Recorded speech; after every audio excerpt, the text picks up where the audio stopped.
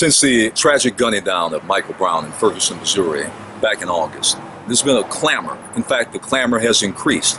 Law enforcement, police officers, sheriff's deputies use body cameras. I think it's the technology allows us, as Mr. Sobroff mentioned, to evaluate from the point of the officer or the deputy what actually occurred. It increases accountability, increases transparency, increases public trust in the community that the actions of the officer or the deputy will be evaluated from the point of view of the deputy or the officer.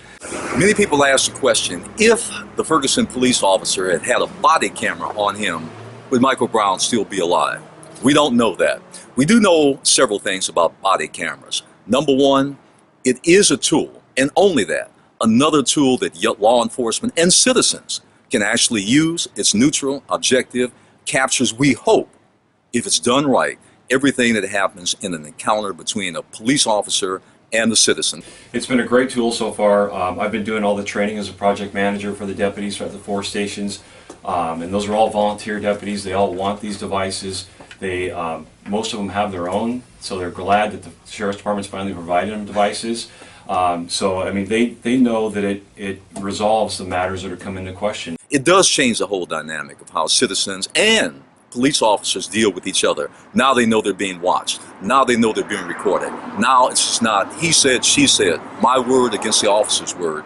If there's a tragedy, if there's a use of force, and that's what I mean by tragedy, or even worse, in an encounter between a police officer, what happened with Michael Brown, Ezell Ford, and many other cases, and of course, a citizen. Increasing public trust, and that's the most important thing. And in those critical incidents that occur, tragic as they all are, it allows us to reach our conclusions and get a better sense of what actually happened, prove what happened, and more importantly, sometimes prove what didn't happen as a result of use of force or a shooting incident. In Rialto, California, police conducted a randomized controlled study. After cameras were introduced in February of 2012, public complaints against officers plunged 88% compared with the previous 12 months. And as for the officers' use of force, that fell by 60%. Then there's something else that we know, that the technology is such that it's here to stay. Developing technology, we're right on top of it. We have a couple of patent pendings on our body camera technology. To be honest with you, we are now overwhelmed with orders and trying to keep up with the demand.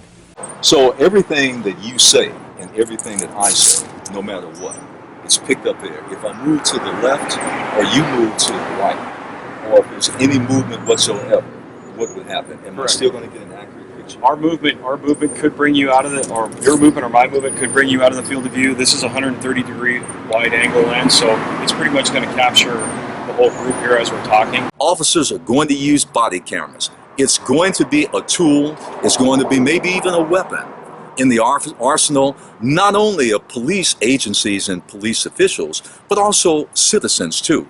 Now, they have a record if it's done honestly and fairly and objectively. The caveat is there's always civil liberties concerns, there's always civil rights concerns. All those things will be on the table. But better to have them than not have them. Remember, you're being watched.